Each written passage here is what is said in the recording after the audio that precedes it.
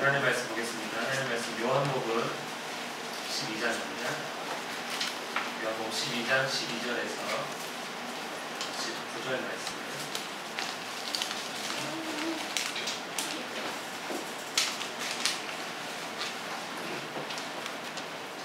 요한복음 12장 12절에서 19절입니다.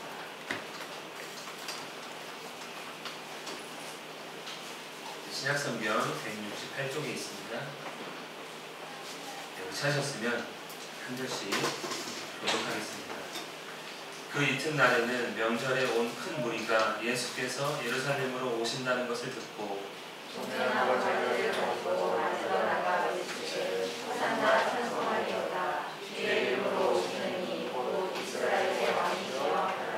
예수는 한 어린 나귀를 보고 타시니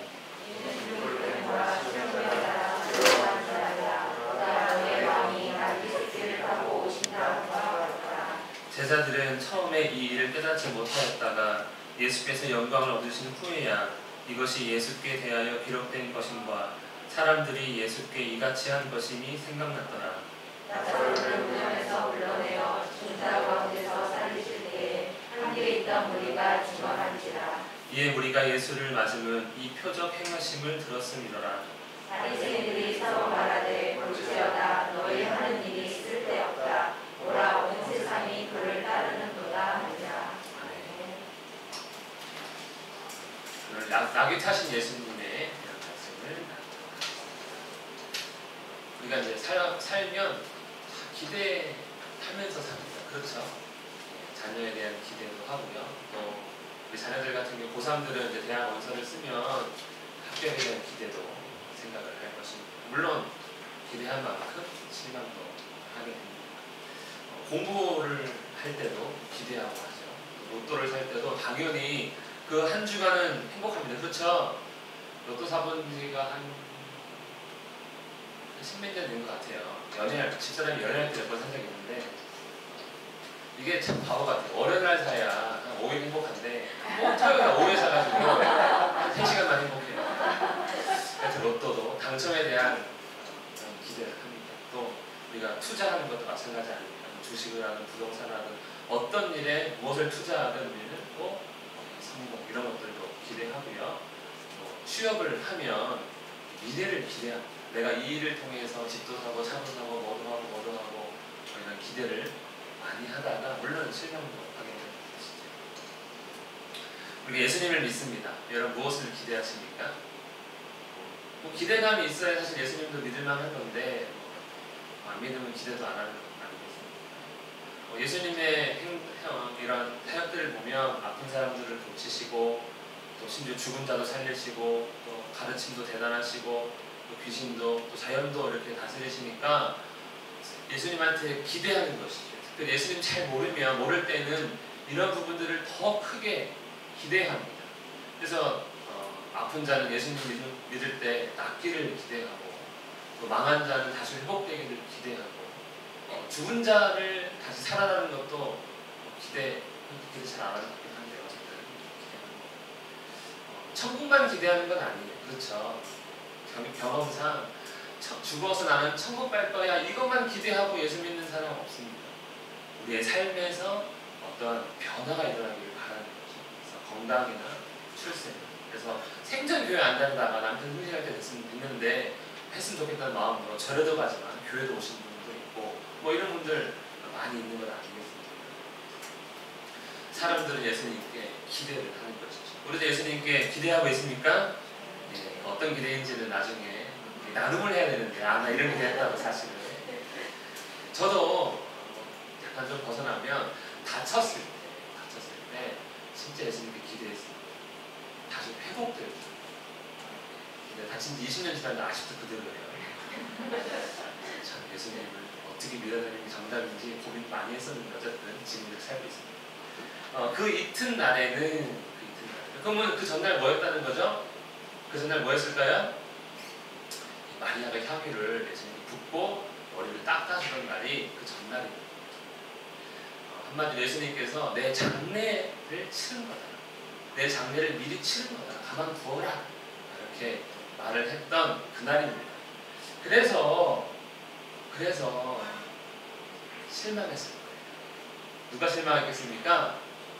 네, 제자들 실망했습니다. 왜냐하면 예수님에 대한 기대를 갖고 있습니다. 그들은 길을 갈 때마다 내가 크네, 네가 크네 막 이러고 다투었던 자들입니다. 그런데 갑자기 마리아의 그 행동을 통해서 예수님이 좀 뭐라 했으면 좋겠는데 그렇게 하지 않고 그래, 너가 내 장래의 날을 미리 예비한 거야 라고 했으니 여기 예수님 죽는 거야?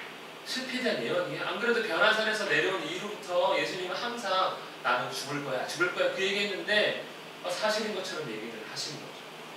제자들이 실망하지 않았을까? 큰 기대를 갖고 예수님 쭉 따르고 있는데 실망하지 않았을까 합니다. 왜냐하면 그 이후로도 제자들은 예수님에 대한 기대감을 나타내지 않아요. 마치 실망했다는 듯이 예수님에 대한 기대감을 제자들을 통해서는 잘 볼 수가 없습니다. 하지만 다른 사람들이 예수님을 기대합니다. 노란 글씨만 함께 한 번 더 읽겠습니다. 시작. 명절에 온 큰 무리가 예수께서 예루살렘으로 오시다가 쓰고 공연한 자들을 가지고 가져다가 외치되. 우리 고산 자녀들 예수님을 기대하세요? 지금 이렇게 앉아서 예배드리고 있지만 대학 앞두고 막 기대하세요? 옛날에는 고3들 되면 어떤 학생이 있었냐면 새벽기도가 갑자기 안 하다가 고3 때 새벽기도 작정하고 오는 친구들도 있었어요. 우리 교회 없어가지고 막 실망한 거 아니죠? 그래가지고 나중에 간증해요. 이렇게 대학 합격하고 나서 제가 사실은 예수님 잘 안 믿었는데 고3 앞두고 새벽기도 작정해서 쭉 안 빠지고 열심히 했다. 그랬더니 대학 합격했다. 여러분들도 새벽기도 나오자 해가지고 막 시험 망치는 분이 많았거든요. 예수님께 기대하고 있습니까? 사람들은 기대했어요. 그래서 예루살렘으로 온다는 소식을 듣고 막 예수님을 맞으러 나가고 있었죠. 예수님을 맞이한 이유가 있습니다. 유월절은 어떤 명절입니까? 가장 큰 명절, 이스라엘에게 가장 큰 명절. 우리로 따지면 뭐 설이나 추석입니다. 가장 큰 명절이고요. 유월절하면 생각나는 게 어린 양, 어린 양을 잡아야 돼요. 얼마큼 잡아야 되냐면 모인 숫자만큼 잡아야 됩니다. 우리가 출애굽기를 보면 그 양을 나눠 먹을 사람들만큼 양을 잡으라고 했거든요. 그래서 기록에 의하면 18만 6천 마리를 잡은 적도 있고 25만 마리를 잡은 적도 있대요. 그래서 양 한 마리를 4명이 먹는다고 가정한다면 약 70만 명에서 많이 모일 때는 100만 명도 모였던 게 이 유월절입니다. 예루살렘이란 모인 숫자예요. 그러니까 엄청나게 많은 사람들이 예루살렘에 모여 있는 것이죠. 아마도 이렇게까지 안 모였다 하더라도 최소한 20만 명 이상 아마 예루살렘 안에 모여서 있었을 것입니다. 그 사람들은 종려나무를 들고 예수님 맞이했다는데 종려나무 우리가 알고 있는 이제 야자나무가 이제 종려나무입니다. 종려나무는 그냥 의미 없는 나무가 아니에요. 의미가 있습니다. 번성과 승리를 상징하는 나무입니다. 의인은 종려나무 같이 번성하며 이스라엘이 예수님을 통해 번성하기를 다시 회복돼서 번성하기를 원하는 마음으로 흔든 것이죠. 그리고 요한계시록에도 이 종려나무를 들고 어린 양이신 예수님을 맞이하는 장면이 있고요. 에스겔이 본 환상 중에 본 그 성전에도 종려나무가 새겨져 있는 것을 볼 수 있습니다. 이스라엘에게 종려나무는 그냥 나뭇가지 집어서 흔드는 게 아니라 지금 오시는 예수님을 통해서 이스라엘이 회복되고 번성하고 승리하기를 기대하는 마음을 엿볼 수가 있는 것이죠. 함께 읽겠습니다. 시작. 호산나 찬송하리로다. 주의 이름으로 오시는 이 곧 이스라엘의 왕이시여. 호산나 이스라엘의 왕이시여 어서 하면서 예수님을 엄청나게 지금 환영하고 있습니다. 대단한 광경인 것이죠. 예수님이 입성할 때 엄청난 사람들이 지금 예수님을 향해서 소리치고 있습니다. 기대하는 것이죠. 그래, 됐어. 이제 될 거야 하면서 기대합니다. 많은 사람들이 이렇게 아마 오지 않았을까. 호산나는 나를 구원하소서라는 뜻인데 슬픈 의미라기보다는 축하와 찬양을 할 때 호산나라고 외쳤습니다. 그러니 예수님을 엄청나게 지금 기대하며 환영하고 있는 것이죠. 그런데 예수님을 이렇게 왜 사람들이 모여서 환영하는 것입니까? 여러분 아십니까? 오늘 말씀 7절 8절에 보면 나사로를 살린 일이 소문났어요. 베다니아에서 살렸습니다. 바로 옆 예루살렘이에요. 그러니 금방 소문을 퍼졌을 것이고, 야, 예수가 죽은 나사로 살렸잖아 하면서 많은 그 장면을 본 사람들이 예수님을 소문냈는데, 그게 이제 퍼져서 예수님이 온다는 그 소식을 듣고 많은 사람들이 지금 모여서 환영하는 것입니다.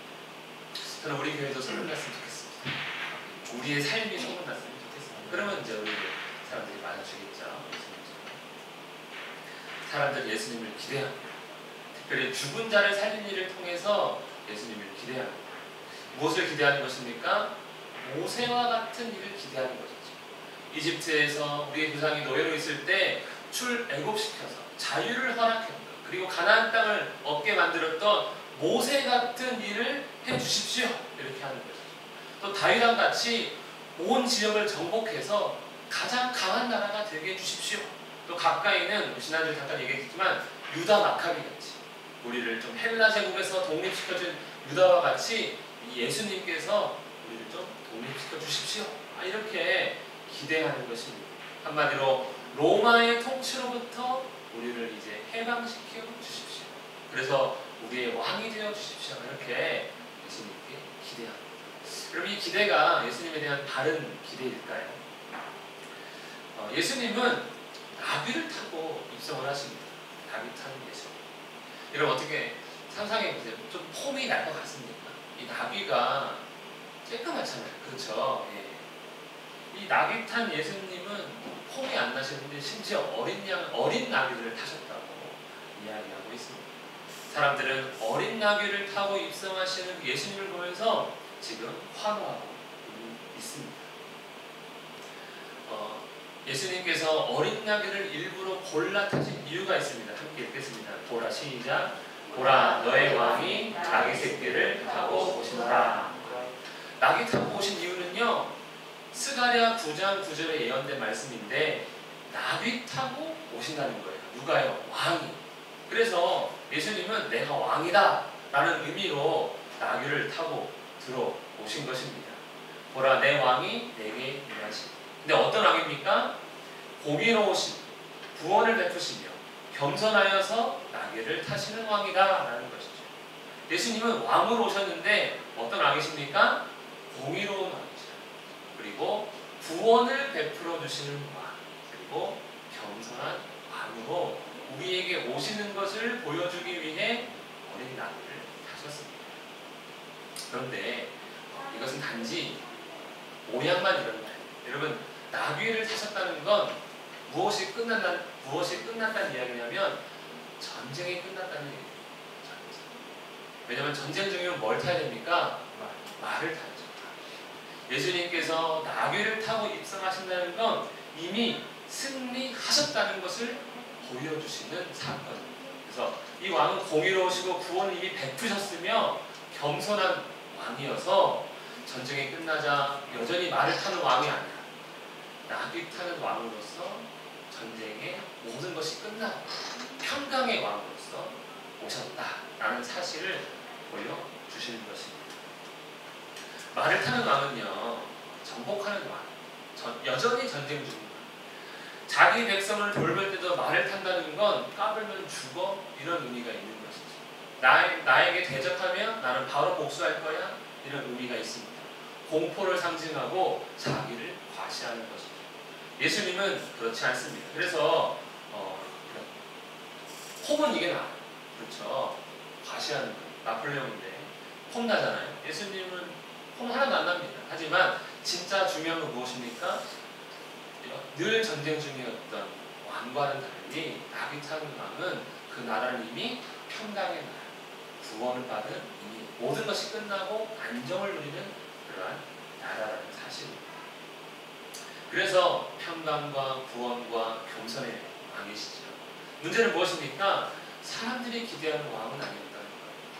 사람들은 아직 이제 전쟁을 나갈 왕을 기대하고 있고 전쟁을 해서 승리해야 하는 왕을 기대하고 있는 것입니다. 하지만 예수님이 이미 승리하셨고 전쟁은 끝났다는 것을 보여주시니 실상 똑같은 왕이지만 기대하는 바는 약간 달라요. 그래서 예수님이 이제 와서 나귀 타고 들어오셔서 나를 따르라, 칼을 잡아라 그러면 칼을 잡을 준비가 되어 있는 사람이죠. 그래서 예수님은 아니다, 끝났다, 나는 승리했다라는 것을 보여주시는 왕이십니다. 그래서 나귀 타는 왕은요, 세상의 왕과는 전혀 다른 왕을 의미합니다. 나는 다르다는 것이죠. 이미 승리하신 예수님이십니다. 믿으십니까? 예수님 품은 안 나세요. 그의 외모는 볼품없습니다. 나귀 타는 멋진 왕은 아니에요. 하지만 진짜 평화를 우리에게 이미 주시고 계신 왕이다 라는 사실을 우리가 모두 기억하기를 축복합니다. 그래서 예수님 따를 때는 내가 싸워야지가 아니라 내가 누려야지 라는 의미가 될 것입니다. 하지만 제자들은 몰랐어요.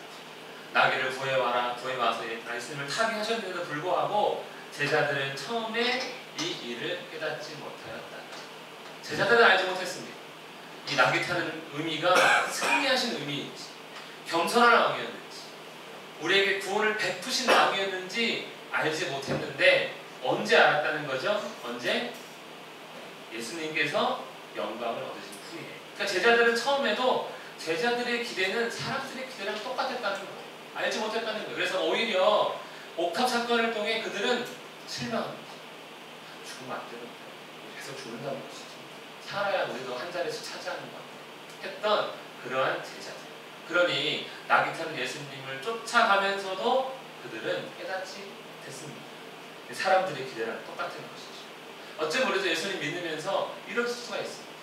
늘 세상 사람들이 기대하는 그 어떤 것처럼 예수님을 통해서 우리도 똑같은 것을 기대할 수 있는 것이죠. 하지만 예수님께서 영광을 얻으신 후에야 깨달았습니다. 여러분, 나중에 아는 것도 은혜입니다. 믿으십니까? 우리는 돌이켜봐야 은혜인 줄 알아요. 그때 내가 너무 힘들었는데 지금 보니까 나 그때 시험 망쳤는데 그래가지고 너무 마음 아팠는데 지금 돌아보니까 그때 그 일이 있어서 내가 이렇게 있을 수 있는 거예요. 그런 생각 하는 거죠. 저도 신학대학원 첫 번째 쳤을 때 똑 떨어졌거든요. 그때 기도했습니다. 떨어지면 목표 안 한다.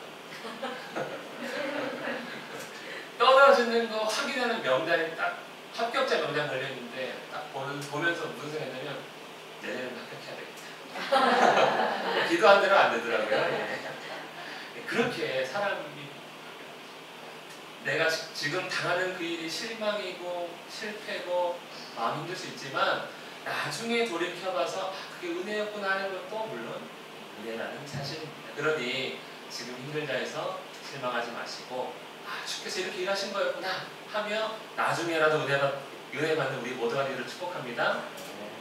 그런데 지금 알면 좋은 것이죠. 사실 예수님께서 영광을 얻으신 후에야 여러분 예수님을 온전히 알아가는 열쇠가 있습니다. 그게 무엇입니까? 영광입니다. 이 영광이 바로 죽으시고 부활하시고 승천하신 것을 우리가 알면 예수님을 비로소 이해할 수 있다는 것입니다. 그냥 보면 안 돼요. 그냥 난 잘 될 거야. 예수님 믿으니까 괜찮을 거야. 예수님은 어떤지 잘 모르겠지만 그는 대단해. 대충 이렇게 알아서는 이해할 수 없고 그의 죽으심과 부활하심과 승천하심에 우리가 동참할 때, 믿음으로 함께할 때 그거였구나. 그때 그 일이 이거였구나. 그러니 내가 예수님 이렇게 믿으면 안 되고 이렇게 믿어야 되는 거구나 라고 예수님을 아는 열쇠가 있습니다. 우리 모두 죽으심과 부활하심과 승천하심에 연합하는 우리 모두가 되기를 축복합니다. 그럼 예수님 알아가는 것이죠. 그래서 요한복음 여기까지만 읽으면 안 돼요. 나 서로 살았으니까 됐어 읽으면 멈추면 안 되고 죽으신 것까지 우리가 다 읽어야 되고 부활하시고 승천하신 것도 다 알아가야 합니다. 예수님이 이미 승리하신 왕이라는 사실을 우리는 나중에서야 알게 되는 것이죠. 이런 일들이 요한복음에는 한 개 더 기록되어 있습니다. 예수는 성전된 자기 육체를 가리켜 말씀하신 것입니다. 예수님께서 이 성전을 허물어라! 내가 3일 만에 일으키겠다! 라고 말씀하셨는데 그 역시도 언제 이해할 수 있다는 것입니까? 그의 죽으심과 부활하심과 승천하심을 통해 이해할 수 있게 되는 것이죠. 예수님을 알아가는 일은 그의 죽음, 부활, 승천을 알아갈 때, 알 때 비로소 온전히 깨달을 수 있습니다. 그래서 예수님을 아는 열쇠 무엇입니까? 영광. 그 영광을 경험해야 됩니다. 주님의 영광을 경험하는 우리 모두가 되기를 축복합니다. 이게 제일 중요한 것이죠. 그래서 마지막 17절, 18절 말씀 읽겠습니다. 시작. 나사로를 무덤에서 불러내어 죽은 자 가운데서 살리실 때 이에 우리가 증언하니라. 이에 우리가 예수를 맞으면 이 표적을 하심을 들었습니다. 왜 사람들이 아까 모였다 했습니까? 그거 들었기 때문에, 멋진 거 소문 났기 때문에 들었다는 것이죠. 그런데 이러한 예수님의 환호는 어떤 환호입니까? 일시적인 겁니다. 잠깐. 우리가 우리 자녀들이 어제는 BTS 좋아했다가 오늘은 신호등 부른 가수가 누구예요? 그 누군 나를 다 집사님이 아시는 것 같은데. 집사님이 아시대요. 아니 어제 분명히 옆에서 이렇게 BTS를 좋아했단 말이에요. 저희 집 애가. 그래가지고 집에 갈 때 찬양 안 틀고 시즌 안 틀고 BTS를 틀어줬더니 뭐라는 줄 아세요? 신호등 틀어줘. 이거 다 일시적인 거라는 거죠. 일시적인. 나중에 이 사람들이 어떻게 했습니까? 예수님을 죽였거든요. 일시적인 것은 잠깐의 예수님을 우리가 좋아할 수 있습니다. 잠깐의 예수님을 위해서 흔들 수 있습니다. 깊이 없는 헌신을 할 수 있습니다. 예수님의 구우심과 부활하심과 승천하심을 알지 못하면 우리의 주님을 향한 우리의 마음은 그냥 잠깐일 것밖에 안 되는 거죠. 잠깐인 우리의 마음이 아니라 영원한 우리의 마음, 믿음이 되어야 할 것입니다. 잠깐 따르는 것은요, 주님을 향한 온전한 믿음이 아닙니다. 그것은 진짜 내 욕심. 그래, 이 예수가 나의 삶을 좀 출세시킬 수 있겠다. 이분 좀 향해서 이거 종료하면 좀 더 크게 흔들면 이분 나를 보고 나를 뽑아가지고 자리 하나 줄 수도 있을 거야 하는 내 욕심, 내 생각, 내 계획밖에 안 되는 것이죠. 예수님이 이렇게 우리가 믿는 것은 아닙니다. 잠깐의 열광, 잠깐의 수고가 믿음은 아니라는 사실입니다. 그들은 그냥 자기들의 계획. 저 양반 우리가 어떻게 잘 구슬르면 로마에서 독립시켜 줄 거야. 저 사람 잘 구슬르면 그 고위 공직자한테 내 얘기 좀 해줘가지고 나를 좀 더 높여줄 수 있을 거야. 뭐 이런 계획밖에 되는 것입니다. 그래서 영광을 알지 못하는 사람들은 그런 것이죠. 바리새인들도 그랬습니다. 보라, 온 세상이 그를 따르는구나. 이게 축복의 말이 아닙니다. 우리 망했구나. 그렇게 해서 못 믿게 해서 어떻게 해볼라 했는데 안 되는구나. 왜 망했습니까? 예수가 왕이 되더라도 자기들은 망한 것이고, 또 예수가 왕이 되실 때 자기들의 염려대로 로마군이 공격해 와도 자기들은 망한 것이죠. 야, 끝났어. 이런 사람들도 있습니다. 왜 이렇게 판단한 것입니까? 그 영광을 알지 못합니다. 영원한 하나님의 나라를 보지 못하기 때문에 끝났구나. 영광을 아는 것이 중요합니다. 영광을 알지 못하면 예수님의 놀라운 일들이 결국에는 어떻게 됩니까? 내 욕심, 내 계획을 이용하는, 하나님 내 삶에 들어오셔서 나를 조금 달라지게 해주세요. 그러나 영광을 알면 어떻게 됩니까?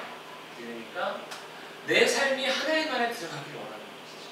주님이 나의 왕이십니다. 주님이 나의 구주이십니다. 주 뜻대로 하셔서 나는 순종합니다. 이렇게 변화가 되는 것입니다. 이것이 주의 영광을 아는 자들의 모습입니다. 마리아의 옥합이 미리 장례식이었어요. 미리 주의 죽으심을 보살폈어요. 실망입니까? 실패입니까? 그렇지 않습니다. 예수님은 나귀 타심으로써 미리 승리하십니다. 미리 이것은 출정식이 아니라 개선식. 전쟁에 싸우러 나가는 것이 아니라 전쟁에서 이기고 돌아온 왕의 모습을 보여주심으로써 실망과 실패가 아니라 구원과 소망이다 라는 사실을 우리에게 보여주십니다. 주님 이런 분이십니다. 우리 이미 승리하십니다. 우리에게 구원 베푸시기를 원하시고 평강 주시기를 원하시고 주의 죽으심과 부활하심과 승천하심을 알아가며 주님을 온전히 따르는 우리 모두가 되기를 축복합니다. 제가 말씀을 기억하면서 함께 기도합니다. 우리에게 찾아오신 낙이 타신 마음을 우리가 온전히 알게 해주십시오. 그의 죽으심과 부활하심과 승천하심을 깨달아 주님을 온전히 알아가는, 주님을 온전히 이해하는 우리의 믿음 되게 달라고 함께 우리를 위해서 기도하겠습니다. 살아계신 하나님 아버지 감사합니다. 내 삶이 정말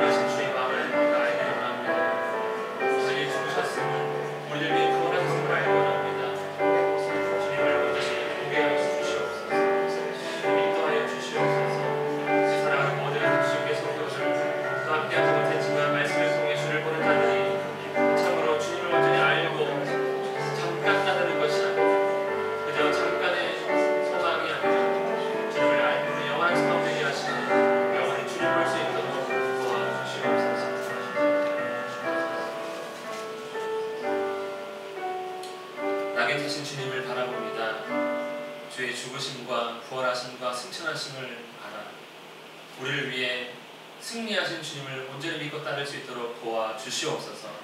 잠깐의 열심이 아니라 영원한 믿음 되기 원합니다. 주님 도와 주시옵소서. 예수님의 이름으로 기도합니다. 아멘.